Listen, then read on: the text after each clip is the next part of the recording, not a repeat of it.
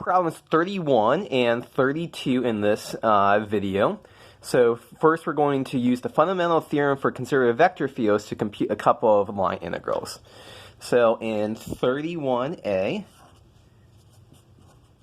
we're being asked to compute what is the integral, the vector line integral of 2x comma 3y dot dr, where c is the curve r of t, that's cosine t sine t, where t runs from 0 to pi. So this right here is our f. Now we could check to see that f is conservative by checking the cross partials condition. I'm not going to do that. We're just going to assume it is conservative because it was kind of implied in the problem. We can just jump to finding a potential function for it. So v of xy is going to be, we'll integrate this first component with respect to x. It's also integrate the second component with respect to y. And so what do we get?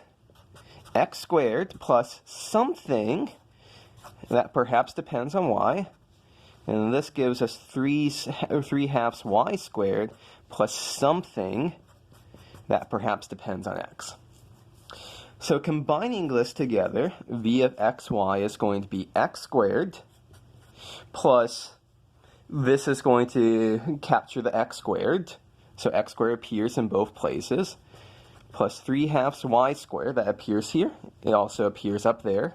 It's implied to appear up here. So here's a potential function. We could then add on a constant if we wanted to. There's no need, we're just asked for one potential function. This is a potential function. Okay, so now we're ready to use our fundamental theorem for conservative vector fields, now that we know that we do have a potential function here. So this is going to equal, by fundamental theorem for conservative vector fields, the potential function evaluate at the ending point minus the potential function evaluate at the start point. So we draw a little picture up here. What's going on? Cosine t sine t, so that's a circle. T is running from between 0 and pi, so it's only the top semicircle running from 1, 0 to minus 1, 0. So this is asking us for v of minus 1, 0 is where we end. We're going in that direction. Direction matters for vector line integrals. Minus v of 1, 0. And so we end up with v of 1, 0. We plug that in, minus 1, 0. Plug that in here. We get minus 1 squared plus 0 squared. Minus v of 1, 0 is 1 squared plus 0 squared. And, oh look, it looks like we get 0. So the vector line integral of f from here to here is, we can just find that, and we put in the work to find this potential function. We can just find it, evaluate it by doing v at one endpoint, v at the ending point, minus v at the start point. The problem doesn't say to do this, but we can check our work. We can check our work by actually doing it using 16.2 methods. So let's do that. We would need r prime of t is minus sine t cosine t. F of r of t would be, 2 cosine t and 3 sine t. F of r of t dot product r prime of t would be minus 2 sine t cosine t plus 3 sine t cosine t. I'm just doing this times this plus this times this. And I get minus 2 and 3 gives us 1 sine t cosine t. So check for yourself. It's pretty easy to see that the integral from 0 to pi of sine t cosine t dt is in fact equal to 0. It's pretty easy to get from substitution, would be the best way to tackle that. Okay, so let's do part B now. So there's a typo on the first draft of this sheet. Hopefully it's fixed by the time you see it. This should be e to the x plus y, where that plus y is not in the exponent of e. So part B, integral of, e to the x plus y, x plus 2yz, and y squared plus z squared dot dr, where what is c? C is r of t. C is parameterized. R of t is t squared, t cubed, and t runs from 0 to 1. Okay, so same thing as before. Let's assume that this is conservative. We could check cross partials through the curl if we wanted to, but let's just jump right into finding a potential function, v of x, y, z.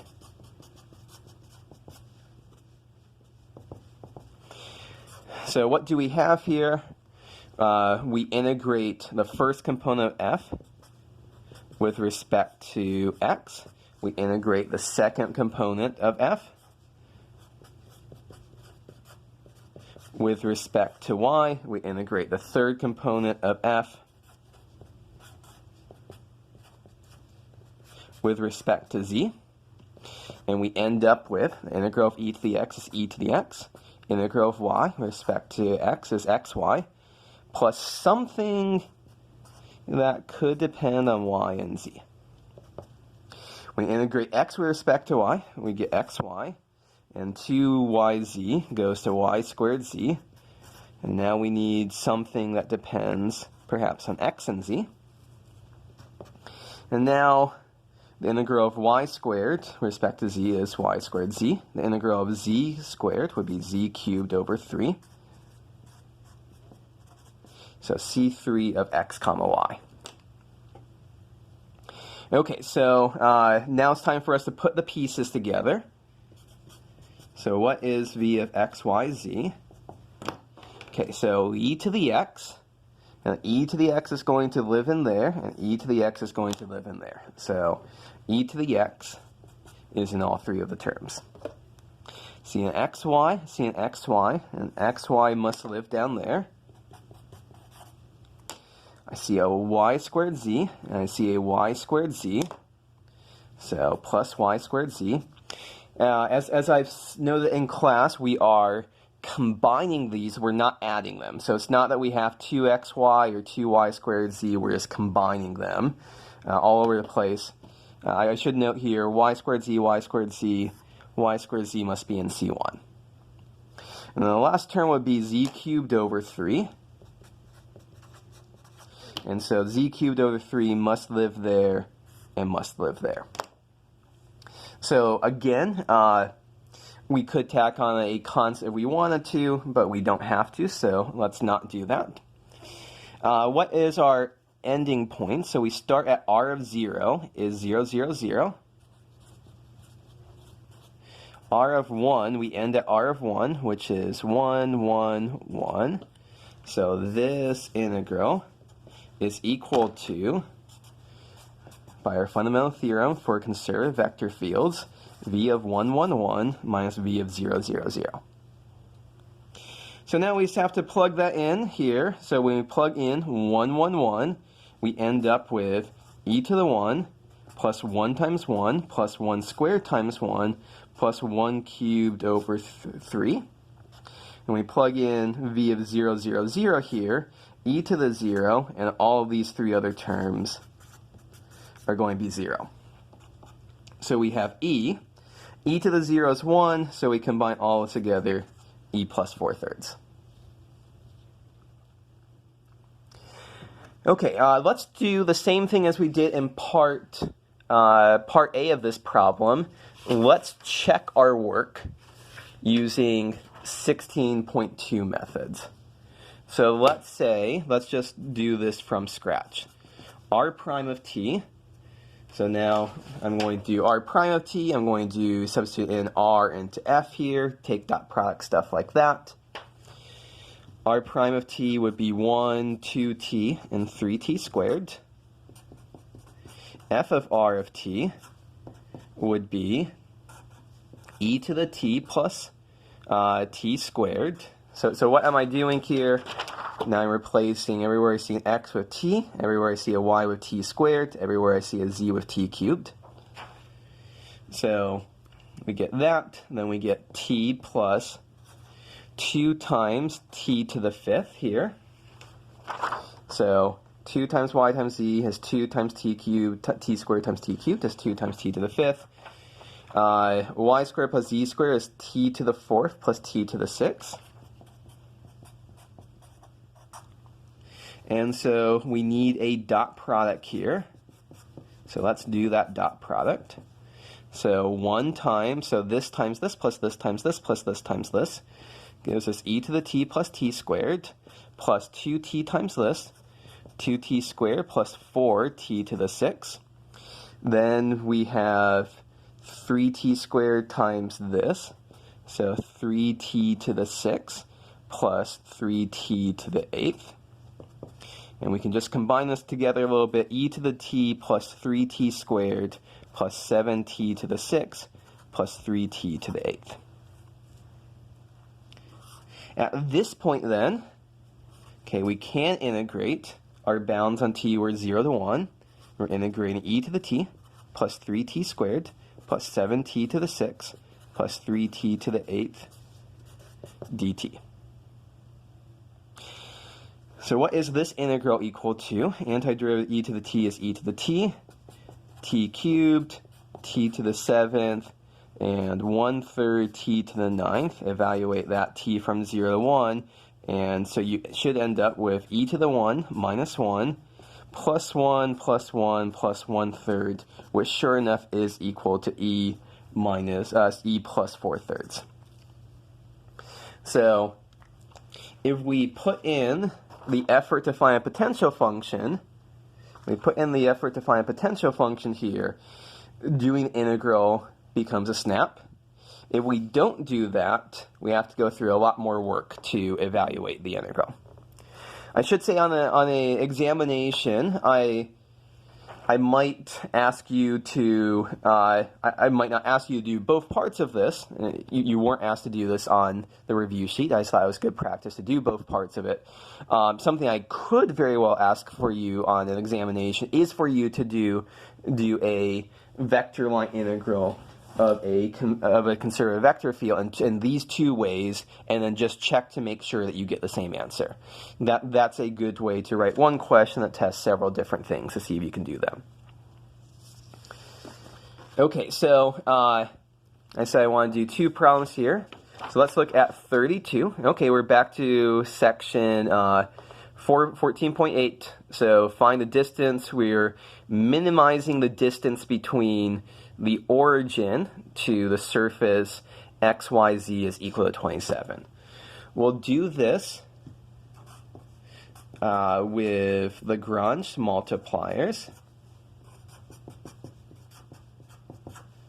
So our constraint is g of xyz is equal to 27, and so subject to, and so we want to minimize the distance. Well, the distance is from the origin is just x squared plus y squared plus z squared. So how do I make a Lagrange multipliers question kind of tricky? I don't tell you. How do I make it tricky? I don't tell you what the objective function is here. So we want to minimize distance. This is distance. But as it turns out, I think we talked about this in class a little bit, it's easier for us to say f of x, y, z, we want to minimize just x squared plus y squared plus z squared. We want to minimize the square distance. You know, a moment's thought should convince you that minimizing the distance and minimizing the square distance is equivalent problem. We minimize the distance at the same exact point as we minimize the squared difference. And so this is what, this is going to make our calculations a lot easier. Okay, so we've got f, we've got g here. Gradient f is equal to lambda times the gradient of g. the gradient f is going to be 2x, 2y, 2z. Lambda times the gradient g here, the x partial derivative is yz, the y partial derivative is xz, and the z partial derivative is xy. So we have our Lagrange equations, our 2x is equal to lambda times yz, 2y is equal to lambda times xz, and 2z is equal to lambda times xy. Now at this point, we want to think about how to solve our system of equations. We've got 4 equations going on right now. These 3 right in here, plus eventually we want to substitute everything in for the x, y, z is equal to 27. So we want to think about how we can make these look alike. And so something to realize here is that if we multiply this by x, and then we multiply this by y, and we multiply this by z, the right sides of these equations are all the same. So let's multiply by x, y, and z respectively on the left. So multiplying by x here gives us 2x squared. Multiplying by y here gives us 2y squared. Multiplying by z here gives us 2z squared. And so, because these are all the same, these must all be the same. 2x squared is equal to 2y squared is equal to 2z squared. Or x squared is equal to y squared is equal to z squared. Or we can say here, y and z, let's write everything in terms of x. Y and z are both plus or minus x. Okay, at this point then, we can substitute all of that into g of x, y, z is equal to 27. So let's make out, we basically have 4 possibilities here. Y is x and z is x. Y is x and z is minus x. Y is minus x, z is plus x. Y is x minus x, and z is minus x. Minus x. So that's the 4 possibilities we can have going on here. And let's substitute each one of those into x, y, z is equal to 27. So this first one would give us x cubed is equal to 27. And so that would give us x is 3. And so what point does this give? If x is 3, we're in the case where y and z are both x. We have 3, 3, 3. If we substitute in y is x and z is minus x into our constraint, x, y, z is 27, we would get minus x cubed is equal to 27, which would tell us that x is minus 3. And so our point here, x is minus 3, y is x, so y is also minus 3. Z is minus x, so z is plus 3. Now we substitute in y is minus x and z is plus x into our constraint. We once again get minus x cubed is equal to 27. So x is equal to minus 3. So x is equal to minus 3. Y is minus x, so y is plus 3. Z is x, so z is minus 3. And one last time we substitute in y and z are both minus x into x, y, z is equal to 27. We get x cubed is equal to 27. So x is plus 3. So x is plus 3. Y would be minus x. Z would be minus x. So we find 4 points here. I can count. 4 points here. And so let's just think about what's going on here. So it's going to, when we plug in each one of these into here, f of 3, 3, 3 would be, so 3 squared plus 3 squared plus 3 squared is equal to, that's equal to 27. So that is our square distance from the origin to 3, 3, 3.